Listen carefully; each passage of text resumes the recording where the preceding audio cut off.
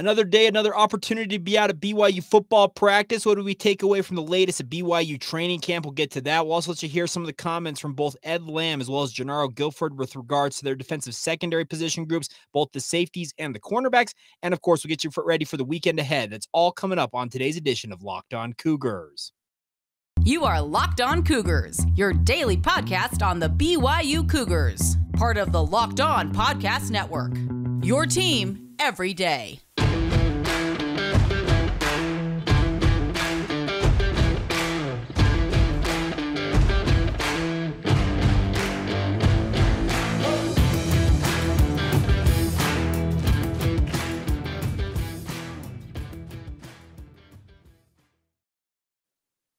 What's up, everybody? I'm Jake Hatch, your host here on Locked On Cougars. Thank you for making us your first listen of the day. Always appreciate you guys checking out the show. Our title sponsor today is our friends over at BetOnline.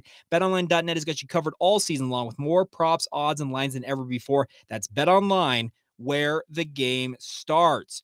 Once again, thank you for joining us on today's show. Our goal here with Locked On Cougars is to make you guys the smartest BYU fans in the room. We're very proud to be part of the Locked On Podcast Network, and the motto around these parts is your team every day. And as such, we are your only daily podcast focused on the BYU Cougars, getting you up to speed on everything with regards to BYU on a daily basis. By way of introduction, for some of you who may be checking us out for the very first time, my name is Jake. I work for the KSL Sports Zone in Salt Lake City, Utah, as the executive producer of DJ and PK. But in my off time, I do this podcast and absolutely love doing it. I've been covering BYU on a professional basis for over a decade at this point in my career. So it's just a ton of fun to sit down and do this on a daily basis. All right, yesterday out of BYU football training camp once again, and you can tell this squad is starting to really get antsy to begin game preparation mode. And I think the biggest thing is, I think at this point next week, they will have already transitioned to week one mode, game week preparation. They should be preparing for USF at this point next week. But the other thing is, I could see them shifting over to that potentially as soon as Monday after the upcoming scrimmage tomorrow for BYU. It wouldn't surprise me. And let me be very clear about this. Some of you probably will be at the scrimmage. And I'm just going to say the same thing I said out last Friday. If you're at the scrimmage, you want to fill me in with some of the details of what you observe, etc. I know a number of you in the Cougar Club are invited to go to that. I'd love nothing more than to hear your guys' insights and help me kind of get up to speed on everything going on in that scrimmage. So if you're out there, hit us up. Locked On Cougars, Facebook, Instagram, or Twitter. My DMs are open on Twitter. You can find me, Jacob C. Hatch, or you can email the show, lockedonbyu@gmail.com, and let us know what you take away from the scrimmage. But I think after tomorrow's scrimmage, depending on how it goes, I could very easily see Kalani Sitake coming out. He's going to do a Zoom conference, a press conference with the media, and him say, you know what, we're closing up a fall camp, the training camp portion of this season, and we're shifting into game week mode beginning on Monday. USF has already said that they are shifting week mode on Monday themselves. They're giving themselves essentially 2 full weeks to prepare to take on BYU in that season opener, and I'm looking forward to it. So we'll see what happens with tomorrow, but I want to share some of the notes I took away from today's show. I've got my phone here where I wrote my notes down. First thing, and we're going to hear more about this in a minute, Maury Bamba, the junior college transfer from Tyler Junior College down there in Texas, is officially enrolled and on the roster for BYU. He is wearing the number 19 for the BYU football program. And I'll tell you one thing about him. He very much looks the part. They list him at 6'3", 190 pounds, reportedly could run in the 4.3s based on the reports out of Texas. He looks the part. I'll be very frank. He looks like a guy. Okay, I get why BYU recruited him, is going to see what they can do with a young man of his caliber. At the ones at cornerback today, we saw a nice little rotation. I think a lot of these position groups, and we can talk about this for a minute, is I think I'm starting to really see the depth chart playing out, even in the limited observation windows we have as a media corps. I think of the cornerback position, D'Angelo Mandel, Caleb Hayes, Gabe Judy Lowley. Those are kind of your main 3 rotators. And I think the hope is that at some point this season that Maury Bamba could hopefully join that group, maybe become that 4th cornerback. As it stands right now, I think a guy like Jacob Robinson is probably your 4th cornerback. He plays a lot of that nickel role. He talked to the media yesterday about that, saying that he really likes playing nickel because it kind of is a hybrid of safety, where he spent most of the season last year, while at the same time playing a cornerback role, which is what he was raised playing at Orem High School, etc. So I think some good things happening there. Along the offensive line, we saw Connor Pay back with the first string offensive line during the media portion of practice. Joe Tukuafu had taken those snaps on Tuesday when we were out there. And I think that's really the only position on the offensive line that's got any question about it is that center position. If it's Joe Tukuafu or Connor Pay, I've got confidence that BYU will be just fine. The other four guys on that first string offensive line, the starters, if you want to call them that, I think they're pretty much set. Blake Freeland at left tackle, Clark Barrington at left guard. Right guard, it sure looks like Harris LaChance has entrenched himself there. And then at right tackle, Kingsley Suamataia. Those are the guys that we've consistently, like I said, we haven't been out of every practice. They keep saying that they're rotating guys. Well, when you've been out to, I think we're 6 or 7 practices deep in the media, and essentially every time I've been out there, it's been that same group, the same core 4 guys there at the guard and tackle spots with a little bit of a rotation at center. I think you can kind of read into it. Hey, this is the starting unit. We'll talk more about this maybe on Monday, maybe over the weekend. I'll try and draw up what I would consider to be BYU's depth chart and see if I can share it with you guys. We'll get that for you. But other things I took away from yesterday, Caleb Hayes had a pick 6 on Cade Finnegan. And by the way, it was just not a good decision by Finnegan. It was an out route. He was throwing from at least the middle of the field. It might have been the far hash. He was trying to make just a throw that is very, very hard to make. Caleb Hayes broke on it, got the ball, and if it was a live drill situation, it's a pick 6. They whistled it dead, but he kept trucking all the way to the end zone. His teammates were chasing him, hooping and hollering, and just having a good time. And that's a good thing that you want to see from a guy like Caleb Hayes. He is a guy who had a lot of pass breakups last year, but he's talked about the fact that he wants to be better in terms of causing turnovers, getting those interceptions, getting the ball back for BYU's offense. You're going to hear more about that from Jernaro Gilford here in a moment, because I actually asked him that question. He explains why he is looking for more actual turnovers from his group versus pass breakups, which aren't a bad thing in many ways. Other things we saw at practice, Braden Cosper's a guy to pay attention to, folks. If he is healthy, and that's a big if during his BYU career, because trust me, he has dealt with, I think, 3 season-ending injuries. He's like the wide receiver version of Taysom Hill.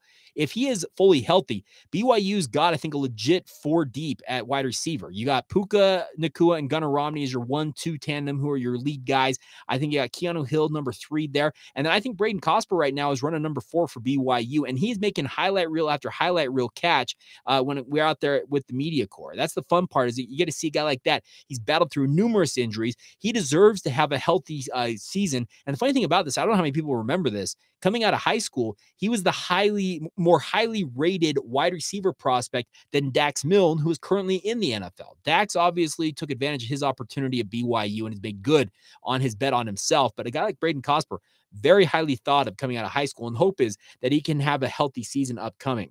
Other things we saw out there, I guess we did not see. No Puka Nacua, no Gunnar Romney, both of them in jerseys, but not participating in drills. The good news is, in terms of guys who are coming back, Dallin Holker was out there. He was suited up. We did see him take part in some of the drills for BYU in their team portion at the tail end of practice. He does have a wrap on his knee, but he seemed to be moving just fine. Him and Isaac Rex, they're both dealing, based on what I understand, with some physical stuff. Obviously, you have a guy like Isaac Rex, he's coming back off that horrific ankle injury. You can tell he's not 100%, but he's grinding through it. He absolutely loves playing this game, and he feels like he's ready to go. He's going to get out there and play, and that's what he told the media earlier this week, and I continue to see him make good plays. The biggest thing I think for him is just regaining the confidence in that ankle, and that's going to take some time. It may take a full year before he truly believes that his ankle is not going to give way like it did at USC. That's a very, very tough thing as an athlete. Well, not even an athlete. Anybody who has suffered an injury like that, you know how long it takes for you to regain trust in whatever a joint, limb, whatever it might be. There's that kind of that thought in the back of your mind, like, is this going to give out on me on this? So it's one of those crazy things that you deal with. On the defensive side of the football, Blake Mangelson had a nice pass breakup on Cade Finnegan. I've got to say, Cade Finnegan's performance, at least in the 20 minutes the media was out there, was less than stellar. Jacob Conover and Finnegan were the only 2 quarterbacks we saw as a media corps actually taking snaps. So that's the one thing. We didn't see Jaron Hall taking snaps in practice. So that's one thing to note there. But I thought Jacob Conover really asserted himself. I think it's a clear pecking order of Jaron Hall 1, Jacob Conover 2, and then probably Cade Finnegan 3rd. But you have guys like Nick Billups and Soljay Mayava-Peters who got to be thinking, I can come out on the outside and take that job away. Soljay was not suited up yesterday. I don't know what to make of that, but Cade Fennegan did not have his best day, at least in the media portion of practice, and that was kind of an interesting thing there. One other thing is 2 sacks that we saw as a media corps. Josh Larson had a whistle sack, really has become a force on the interior of BYU's defensive line, a guy who has absolutely transformed himself. A 260-pound defensive end type last year is now a 300-plus pound behemoth in the interior of BYU's defensive line. Absolutely strong as an ox. He's kind of one of those guys, if he gets his hands on you as a defensive player, as an offensive lineman, he's going to manhandle you. He is just he's a bull in a china shop. And he had a nice whistle sack there. Also, Pepe Tonavasa had what appeared to be a whistle sack. They didn't actually blow the play dead. They kind of let it play out. It ended up, I think, being an incomplete pass. But Pepe, under how I understand what they're supposed to call, it was a sack, and it was on Cade Fennegan once again. So like I said, I don't mean to bag on Cade Fennegan, but seemingly every good play for the defense came when Cade Fennegan was at quarterback for BYU. So those are my takeaways from the day. Like I said, over the weekend, I'm going to sit down and try and jot down what I would consider to be BYU's starting lineup, maybe the 2 deep, and we'll share that with you on Monday. Try to see how close we can get, because BYU probably won't reveal their first depth chart probably until a week from this coming Monday, when the official game week portion ahead of the USF game comes out. But I do wonder if I can kind of whittle this out and just make sure I think I could probably go 90% at minimum in terms of kind of nailing down who the 2 deep is at each position. But hey, we'll have some fun with that. So we'll do that on Monday's edition of the podcast, kind of a little tease ahead to next week. Also got some great interviews in the queue. I've promised Malik Moore and Caleb Hayes. I had a fantastic conversation with them. We got to get that podcast out at some point. Also had a chance to catch up with Josh Larson. So we've got some stuff in the queue, and we'll get to those early next week. So it's another thing to pay attention to as we move forward here. Coming up here in just a minute, some of the comments from coaches at BYU yesterday. Guys like Ed Lamb, who coaches the safety position for BYU, as well as Jernaro Gilford, who coaches the cornerbacks. Want to let you guys hear some of their comments about their position groups. We'll get to that here momentarily. First, though, a word on our friends over at BetOnline. It is the fastest and the easiest way to check in on all of your betting needs. Find all of your favorite sports and events at the #1 online source for odds, lines, and games. That's our good friends over at betonline.net. Find reviews and news of every league, including Major League Baseball, NFL, NBA, college basketball, college football, NHL, combat sports, esports, and even golf, my friends. BetOnline continues to be the top online resource for all of your sports wagering information, from live in-game betting, scores, and podcasts. They have got you covered. Head to BetOnline today or use your mobile device to learn more about the action happening today on their site. It's all courtesy of your friends over at betonline.net, where the game starts.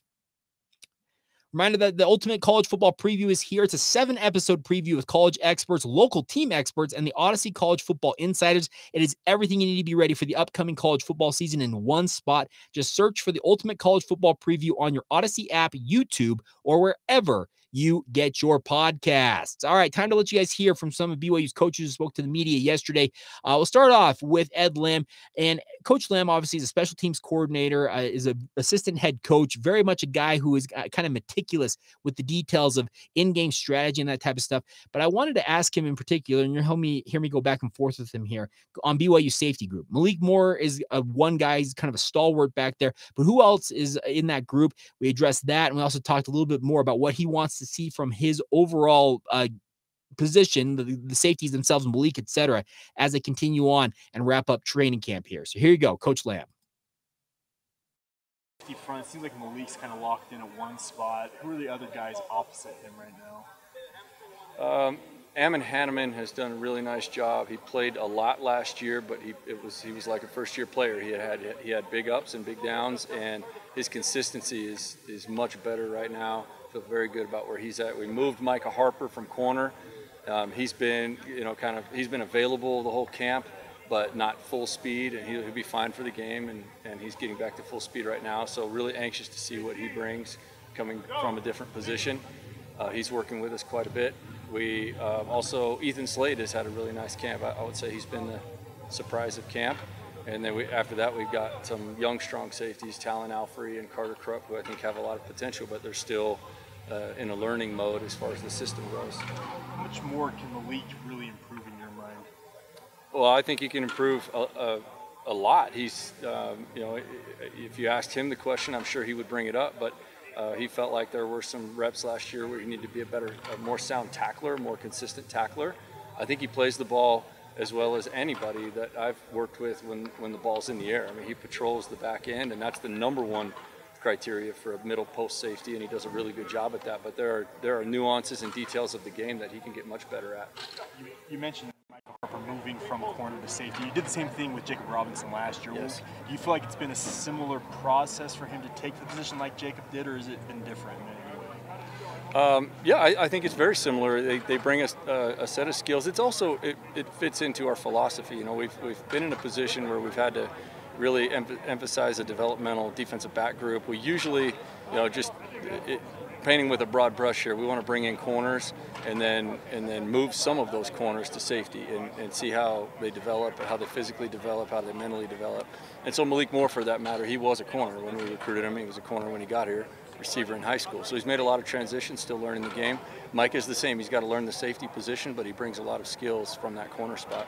There you go, Ed Lamb, BYU assistant head coach, special teams coordinator, and in that portion, as you heard, the safeties coach. And interesting to hear him talk about this. And it's a philosophy that BYU truly has bought into. They recruit corners. They bring in guys, tall, fast, rangy athletes. Some of them stay at corner. Guys like D'Angelo Mandel, who are probably going to have an opportunity to play in the NFL at that cornerback group. But at the same time, a guy like Jacob Robinson last year was moved over to safety for a short time. Micah Harper is now at that safety position. Here's the thing, though. He's talking about the fact that Micah Harper's been available the entirety of training camp. Well, if he's been available the entirety of training camp, why have I seen him essentially sit on the sidelines the entire time I've been out there? I just got that question in my mind. He mentioned Ethan Slade. Ethan Slade is walk-on from the Orem High School, just up the road from the Orem High School. That sounds bad, but as a Mountain View grad, I should be. But regardless, he walked on from Orem. Was a guy who was working out at corner a year ago. I heard that he had shown well for BYU, but he's now playing at safety. And that's the guy, funny enough, that I've heard a lot about. He's just making play after play in training camp. Guys like Ammon Hanneman and Micah Harper, if they've been held up due to some health concerns in training camp, it's opened the door for a guy like Ethan Slade. Will he end up being this year's version of Jacob Boren? You guys remember Jacob Boren, the emergence of him during that Washington State game in particular a year ago, playing that nickelback position was just an absolute sensation. Well, could Ethan Slade be this year's version of that? Maybe so, and we'll see what happens. But my money, if game one, I'm thinking it's going to be Malik Moore, as he said, a kind of center post safety. And I would assume that Micah Harper, if he is good to go, he'll be out there as the safety just opposite Malik Moore. Micah Harper's got an incredible ability to play and run support while at the same time understanding coverage schemes from his time as a cornerback for the BYU football program. I think Micah Harper could be the next standout safety for BYU if he lives up to his reputation. But he also heard Coach talk about the fact that Ammon Hanneman came on very strong last year as kind of a first-year guy, and he started to really kind of understand the nuances of the position. That is a guy to keep an eye on as well. So there's a nice rotation that appears at safety. And we'll see where it all ultimately plays out. But at least they're getting a lot of guys a lot of looks in training camp. That's the positive. Now, their backfield running mates in the defensive backfield are the cornerback positions. And, of course, Jernaro Gilford coaches that group, does a great job, by the way. And Coach G, if you have not seen the social media posts with Preston Hadley, Jernaro Gilford, and then DJ Williams, who is the defensive analyst working with BYU's cornerbacks, it's worth it every single day. They ride their bikes into work every single day, and they're having good conversations while riding. So I'd encourage you guys to check that out. We had a great chance to catch up with Coach G to talk about his cornerback position, and we started off with Maury Bamba. Maury Bamba was added to the roster. I guess give us a background on how you discovered him, etc. Yeah, Coach Tuiaki discovered him, and we love the tall guys that can run here. So he was in Texas. Coach Tuiaki went to check him out. Said he liked what he seen. Said he was a great person. Loved his background, his story, and everything like that. He was a fit here. As far as off the field, which is the most important for us. From that point on, checked his film out, checked his grades out. It was a perfect fit, so we took him. What do you see in his skill set that just stood out to you? Again, a long range of guys who can close those windows a little bit. A guy who's 6'1", 6'2", with long arms, who can run, makes it hard to complete certain passes. So he's a guy who has, I want to say, 3 years left. So that's going to be a bonus if he can fill in and give us some reps. That'll be great. You have Mandel and Caleb who are back from last year. Where have they improved the most in this training camp as compared to maybe a year ago? Mainly just their IQ for the game. The small things. Breaking to the man, not peeking at the quarterback. Trying to work hard on playing the ball. We need some more turnovers. that we need, especially from my room. So we've been working hard on that, and so hopefully it translates. Interceptions over PBUs? Oh, absolutely. I mean, I'll take a PBU, don't get me wrong. But, I mean, if we can get our hand on the ball, I'd rather pick it off. There you go, Jernaro Gilford, BYU cornerbacks coach. And interesting to hear about the Maury Bamba situation. And many of you probably know this at this point. If you don't, though, Tanner Jacobson, the former BYU safety, is actually the head coach at Tyler Junior College down there in Texas. And that's where Maury Bamba was playing. And I don't know this is exactly how it played out, but I totally envision this happening. Jacobson gets Tyler, Texas, starts to really kind of get to know his guys, sees what Maury Bamba is all about. 6'3", 190 pounds, can run. And he probably called up Coach Tuiaki, as you heard Coach Gilford say, and said, Coach E, I got this guy down here. You may want to come check out. And I'm sure Coach E was like, okay, well, what about him? Well, he's 6'3", he's 190 pounds, and he runs a 4.3 40. If you're Coach Tuiaki, hey, when's the next flight I can get to Texas? Excuse me. That's the thing about this is the storyline for this has the possibility of being one of those like just all-timers if it works out, that a guy like Maury Bamba can end up really accomplishing what BYU is betting on in a BYU uniform with him. And that's an awesome thing. And the good news was, as practice was wrapping up, he and Caleb Hayes actually stayed late after practice working on jam coverages, just staying with guys, getting extra work in.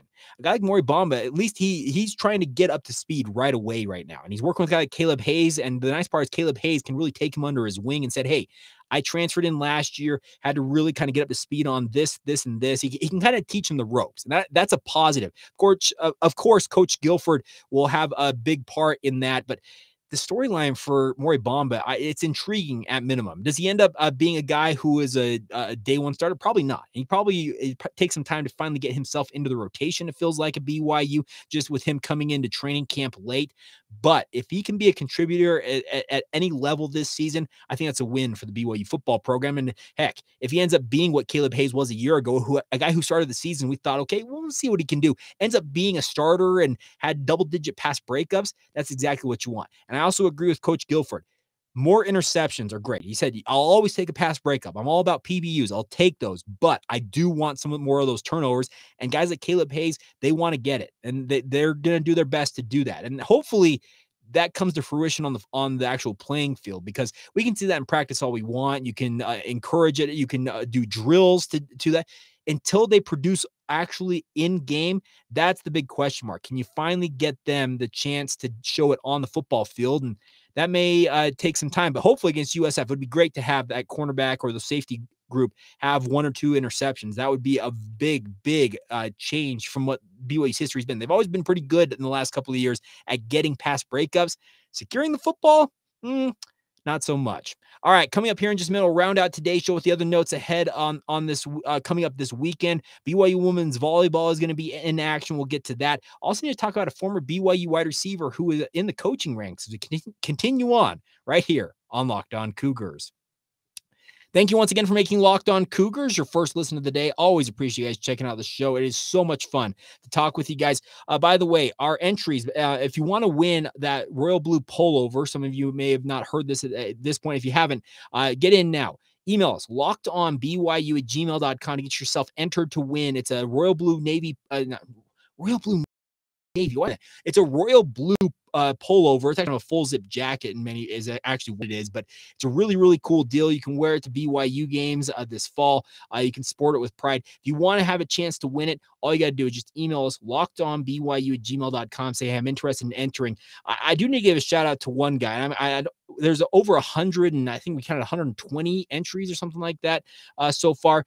But Scott Gambles sent me a note. It says, Jake, please enter my name for the pullover drawing. By the way, I am from Soda Springs, Idaho. Do you have relatives in the Bancroft, Idaho area? Your podcast is excellent. Scott, give me a shout out, because Bancroft, Idaho is like the birthplace of where I'm from. My grandpa grew up in Bancroft. He's a dairy farmer up there. We grew up a dairy farmer. Decided he wanted to live a different life than his parents on the farm and went and became an optometrist, came to Utah, Provo-Orem area to be exact. But I've been back to the Soda Springs, Bancroft, Lava Hot Springs area many times. That is like the ancestral homeland for my portion of the Hatch family. There's a lot of Hatches out there. Let me be very clear. I have people all the time. Do you know this Hatch? You know that Hatch?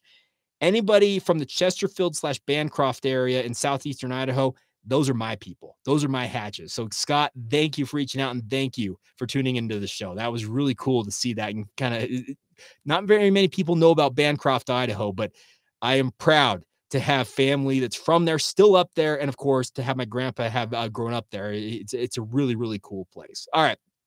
Before we go on today's show, want to give a shout out to former BYU wide receiver Micah Simon. He has joined the Syracuse Orange coaching staff as an offensive analyst. He joins Robert Anai and Jason Beck, who are on the coaching staff for Syracuse. Of course, Coach Anai is the offensive coordinator. Coach Beck is the quarterbacks coach. And then also Coy Detmer Jr., yes, the former BYU quarterback. He is a graduate assistant with the Orange this season. So there are 4 former Cougars having connections, I guess, to BYU on the staff at Syracuse. As I said, Micah Simon is officially an offensive analyst, and I think that's a home run place for him to be. A guy who I thought would end up being a coach at some point. I'd love nothing more than to see him in a BYU polo at some point, coaching for the Cougars if it comes to it at some point down the road. But yeah, now you have Micah Simon, Coy Detmer Jr., Robert Anai, and Jason Beck. And I was trying to figure out, okay, maybe did those guys ever cross paths? I got to give credit to the Deseret News. They pointed this out. Ryan McDonald, to his credit, pointed this out.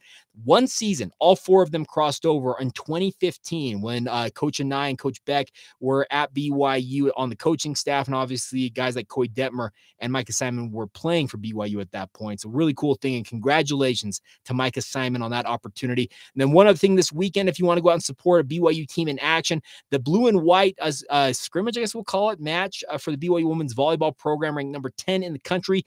They begin their 2022 season with that blue versus white scrimmage. That'll be tomorrow at 1 o'clock Mountain Time in the Smith Fieldhouse. It's a free admission if you want to go watch the women's volleyball team in action, play each other. They will be starting the season officially next week with the first of 2 BYU Invitational tournaments next week, hosting Ryder and Duke. That'll be next Friday at both noon and 7 o'clock Mountain Time. But a big opportunity here for BYU. It's a non-ticketed, open seating, no broadcast details. So if you want to see the women's volleyball program in action, you'll have to be there in person tomorrow to check that out. And it should be actually a really fun thing if you're interested in going out there to support the women's volleyball program. It's a fun, fast-paced sport. I don't know how many of you out there have watched women's volleyball or even men's volleyball. It goes fast. They play fast, and it's a lot of action. It's end-to-end action. It's nonstop. That's the fun part about volleyball. There's no lull, no drag in terms of we got to wait for a pitch in baseball, that type of stuff. No, it's constant. They just keep going. So fun thing to do if you want to get out and support the Cougars tomorrow afternoon, 1 o'clock, once again, over at the Smith Fieldhouse. All right, that is going to do it for today's edition of the show. A big thank you for all of your support of the podcast. As always, thank you for making us your first listen today. Want to encourage you guys now to make your second listen today. Our friends over the Locked On Big 12 podcast. Josh Neighbors does an incredible job making sure you are up to speed on everything with the Big 12 Conference. Get that free and available wherever you get your podcast or on YouTube, just like this show. Until Monday, have a great weekend, my friends, and we'll talk to you guys again soon. This has been the Locked On Cougars podcast. See ya.